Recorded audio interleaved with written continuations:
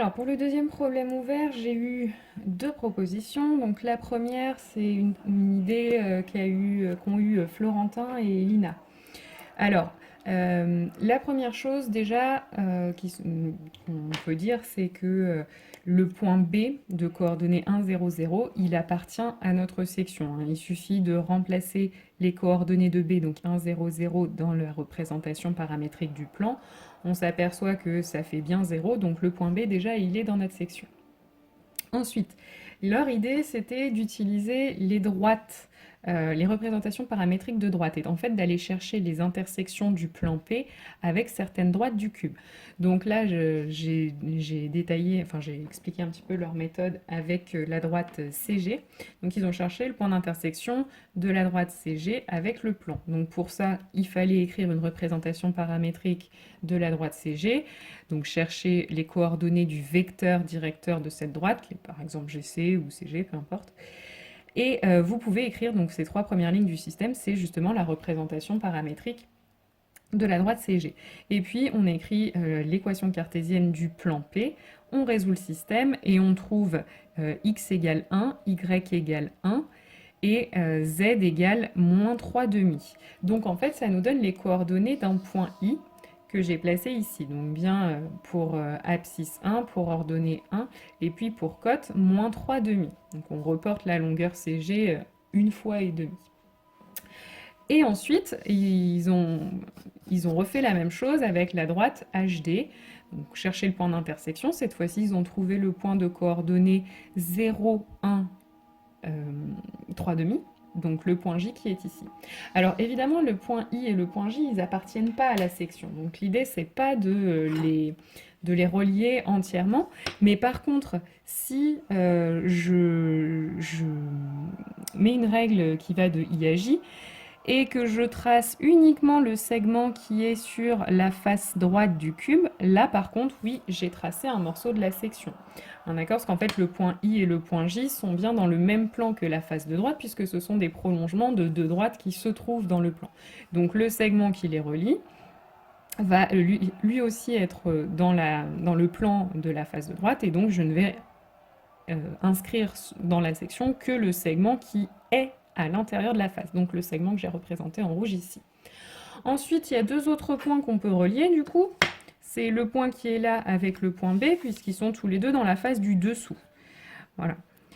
Donc on peut déjà dessiner ce morceau de la section. Et puis ensuite, en fait, ils ont recommencé avec la droite FE. Ils ont cherché le point d'intersection. Ils ont trouvé qu'il avait pour coordonnées 3 demi,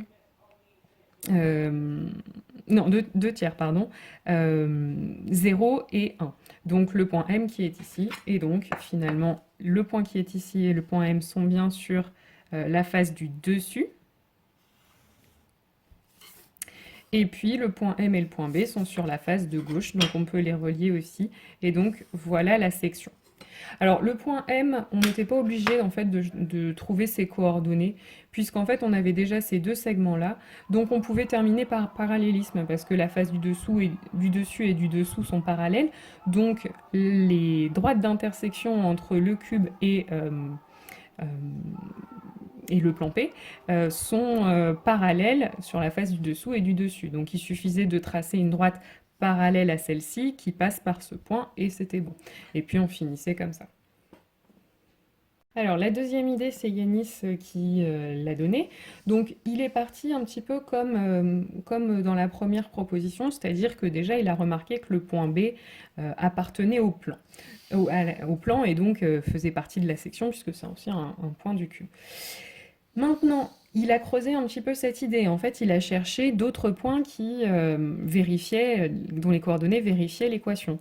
Et donc, en fait, il s'est dit, je peux prendre déjà pour x et pour z 0. Qu'est-ce qu'il faut que je prenne pour y? En fait, pour que ça fasse 0, il fallait prendre 2, puisque multiplié par 1,5, ça nous faisait 1.